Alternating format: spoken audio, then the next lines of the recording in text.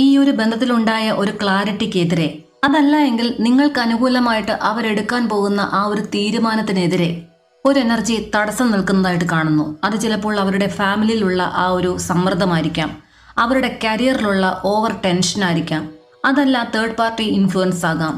എന്തായാലും ഇതിൽ ഏതെങ്കിലും ഒരു എനർജി മൂലം ഉണ്ടാകുന്ന അവർക്കുണ്ടാകുന്ന ഒരു കൺഫ്യൂഷൻ, അതല്ല എങ്കിൽ എന്താണെന്ന് തിരിച്ചറിയാൻ പറ്റാത്ത ഒരവസ്ഥ. അവർക്ക് നിങ്ങളെക്കുറിച്ചുള്ള മനസ്സിൽ ഒരുപാട് ഓർമ്മകളുണ്ട്, ഒരു സത്യം അവർ മനസ്സിലാക്കുന്നുണ്ട്. പക്ഷെ അത് പറയാൻ കഴിയാതെ ഉള്ളിൽ ഇങ്ങനെ ലാവ പോലെ ഏത് നിമിഷവും പൊട്ടിത്തെറിക്കത്തക്ക രീതിയിലേക്ക് അവരങ്ങനെ മനസ്സിലത് കൊണ്ടു നടക്കുകയാണ്. നെക്സ്റ്റ് വന്നിരിക്കുന്ന വീൽ ഓഫ് ഫോർച്യൂൺ കാർഡ് സൂചിപ്പിക്കുന്നത് അവരുടെ ജീവിതത്തിൽ ഒരു കാർമിക് ടേണിംഗ് പോയിന്റ് വന്നിരിക്കുന്നു. ഇതെന്താണ് സൂചിപ്പിക്കുന്നത്?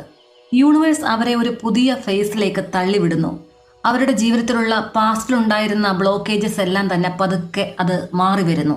അവരുടെ ആ ഒരു ഡെസ്റ്റിനിയിൽ ഉണ്ടായിരുന്ന ആ ഒരു കാർമിക് സൈക്കിൾ